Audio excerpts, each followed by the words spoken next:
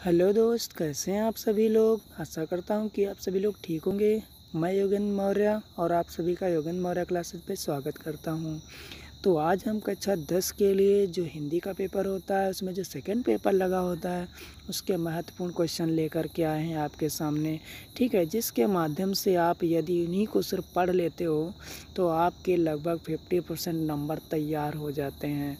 तो हमारा वीडियो आपको जैसा लगे उस हिसाब से आप एक बार कमेंट ज़रूर कर देना। ठीक है, यदि आप हमारे चैनल पे नए हो तो प्लीज़ यार हमारे चैनल को सब्सक्राइब भी ज़रूर कर देना।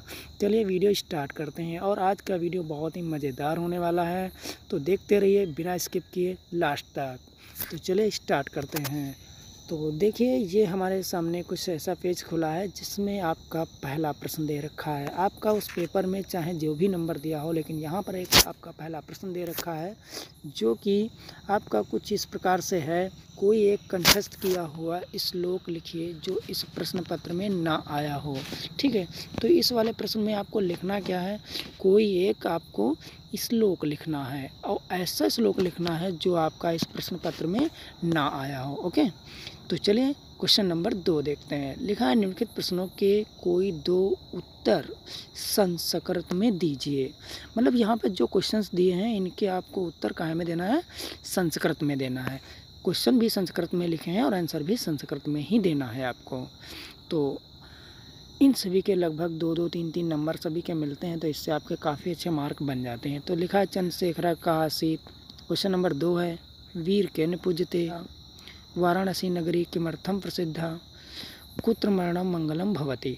तो इन सभी प्रश्नों के उत्तर आप सिर्फ 2 प्रश्नों के उत्तर देने हैं, सभी के नहीं देने हैं याद, बल्कि सभी आपको करने हैं। ठीक है, तो जब सभी याद होंगे तो कोई भी आए तो आप आंसर आसानी से दे सकते हैं। तो चलिए बढ़ते हैं क्वेश्चन नंबर 3 की तरफ। क्वेश्चन नंबर 3 आपका कहता है हास्य अथवा करुण रस की परिभाषा उदाहरण सहित लिखो।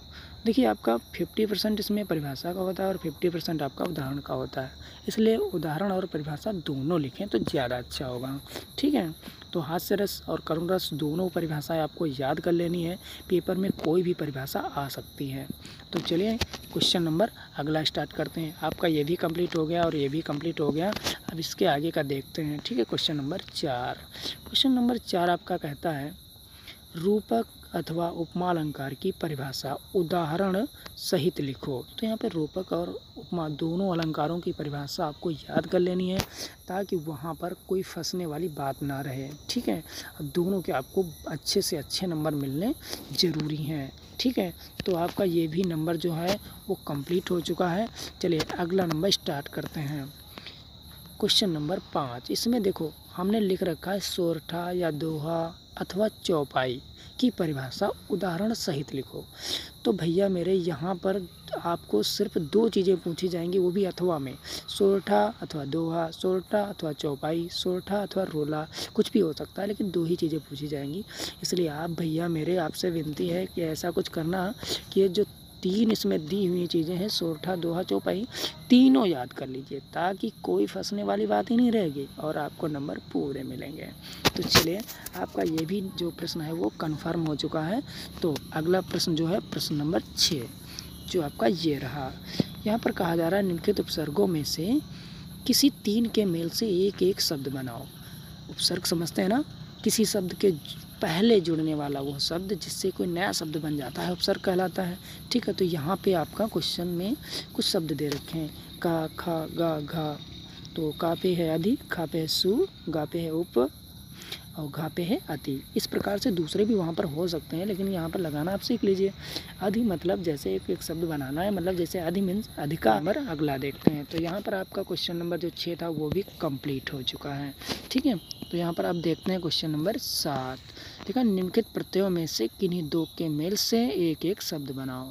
तो जैसे वहाँ पर उपसर्ग था आपका, वो शब्द से पहले जुड़ता है और ये जो प्रत्यय आया है ये आपका शब्द के बाद में जुड़ता है। तो एक एक शब्द आपको नया बना लेना है। तो यहाँ पर जैसे लिखा आई, तो ऐसा एक शब्द बनाइए जिसमें आई आता हो लास्ट में, जैसे भी है पढ़ाई, लिखाई, बुनाई है। दूसरा पन है, तो पन जैसे लड़कपन है।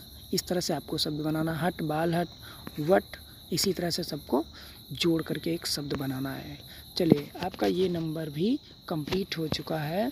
अब स्टार्ट करते हैं क्वेश्चन नंबर 8। ओके, तो देखिए इसमें क्या लिखा है, निम्नलिखित शब्दों में से किन्हीं दो के समास विग्रह करो और समास का नाम बताओ। तो यहाँ पर देखो भैया, आपको याद कर लेने हैं जो समास दिए होते हैं, द्विगु समास, द्वंद्व समास, इस तरह से जो भी समास होते हैं सभी के नाम और कुछ इस तरह से यदि आप ये 3 जैसे चौमासा, माता पिता, त्रिनेत्र, इन सभी को यदि आप याद कर लेते हो तो कन्फर्म आपको नंबर पूरे मिलेंगे भैया। ठीक है, तो इन चीज़ों को कंफर्म कर लीजिए बहुत ही जल्दी, क्योंकि कोरोना के चलते अब भैया पढ़ाई होने वाली नहीं है और आपके पेपर तो हो ही जाएंगे। तो क्वेश्चन नंबर 9, निम्नलिखित शब्दों में से किन्हीं दो के तत्सम रूप लिखें। तो यहाँ भैया तत्सम रूप, तो फिर ये कौन सा रूप है, ये रूप है भैया तद्भव। तद्भव का मतलब होता है गलत शब्द कुछ लिखा होता है जिसे आपको सही शब्द में लिखना होता है। तो यहाँ पर देखिए घी लिखा है, आंसू लिखा है, दही लिखा है, बूढ़ा लिखा है, इन सभी का आपको सही शब्द ढूंढना है। जैसे घी का सही शब्द होता है घृत और आंसू का क्या होता है, आंसू का सही होता है अश्रु। इसी तरह से सभी के अलग अलग होते हैं, सही से ढूंढ कर लिख लीजिएगा। Okay, question number 10। तो यहाँ पर आपका क्वेश्चन नंबर 9 जो था वो कंप्लीट हो चुका है। तो क्वेश्चन नंबर 10 देखते हैं।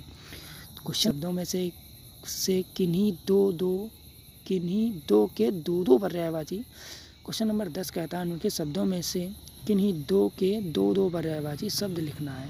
तो यहाँ पर भैया देख लीजिए, आपका एक ईश्वर दे रखा है, पहाड़ दे रखा है, गंगा दे रखा है, रात्रि दे रखा है, गंगा दे रखा है। तो भैया इन चीज़ों में तुमको क्या करना है, सिर्फ किसी एक शब्द में से सिर्फ दो ही लिखने हैं और इसमें से किन्हीं दो के ही लिखने हैं, दो। समझ रहे हैं, जैसे ईश्वर का लिखते हैं, पहाड़ का लिखते हैं, तो ये दो नीचे के छोड़ देंगे, या अगर ये नीचे वाले आप लिखते हैं ये वाले, तो ऊपर वाले आपको ये वाले छोड़ देने हैं। ठीक है, तो आप समझ रहे होंगे ना हम क्या कह रहे हैं। तो इनके आपको पर्यायवाची लिखना है। क्वेश्चन नंबर 11, निम्नलिखित में से किसी एक विषय पर निबंध लिखिए। निबंध लिखना तो आप सभी को पता ही होगा। तो यहाँ पर निबंध लिखने के लिए बताया जा रहा है जनसंख्या वृद्धि, लॉकडाउन की समस्या, मेरा प्रिय समाचार पत्र। तो भैया वहाँ पर और भी दिए होंगे, लेकिन हम सिर्फ आपको इम्पोर्टेंट ही बता रहे हैं ना, तो आप इम्पोर्टेंट देखिए और अपना जो है प्रश्न पत्र हल करने का तरीका सीखिए। यहाँ जनसंख्या वृद्धि के बारे में बताया गया, लॉकडाउन की समस्या, भैया ये तो सब अपने ही सामने हो रहा ना, तो ये तो सब पता ही होगा, तो लिखने में कोई दिक्कत हमारे हिसाब से नहीं होगी। तो आपका क्वेश्चन नंबर 11 भी कंप्लीट हो चुका है। ठीक है, तो अब हम देखते हैं क्वेश्चन नंबर 12 क्या कहता है। इसमें देखिए लिखा किसी एक खंड काव्य के यहाँ पे आधार हो गया है, आधार पर दिए गए प्रश्नों के उत्तर दो। तो यहाँ पर भैया आपको करना क्या है, यहाँ पे तो बहुत से सवाल दिए होते हैं एक साथ, लेकिन भैया हम यूपी वालों के लिए बता रहे हैं। ठीक है, यहाँ पे यूपी वालों के लिए बता रहे हैं। यहाँ पे लिखा है मेवाड़ मुकुट खंड काव्य के तृतीय स्वर की कथा वस्तु लिखिए, या मेवाड़ मुकुट खंड काव्य के नायिका चित्रण। तो देखिए भैया यहाँ पे आपको खंड का खा गा ऐसे करके दिया होगा। तो यहाँ पर आपका जो प्रश्न है वो कुछ इस तरह से दिया होगा। तो इसमें जो आपके दो खंड दे रखे हैं मेवाड़ मुकुट के आधार पर, इसमें से दोनों के आपको आंसर लिखने हैं। ठीक है, मतलब एक खंड को हल करना है। तो एक खंड में दो क्वेश्चन दे रखे हैं, तो दोनों को आपको हल करना है। इसमें 2 क्वेश्चन आपके दे रखे हैं, तो आपको भैया इसमें से सही से देख लेना है, सही से इसको हल कर लेना है। मेवाड़ मुकुट खंड काव्य जो है उसी में से प्रश्न आएंगे आपके। ये यूपी वालों के लिए था, बाकी के अन्य क्वेश्चन जो हैं अन्य जिलों के लिए, अन्य प्रदेशों के लिए, वो सब अलग अलग होते हैं भैया। ठीक है, तो कैसा रहा हमारा वीडियो एक बार कमेंट करके ज़रूर बताएं।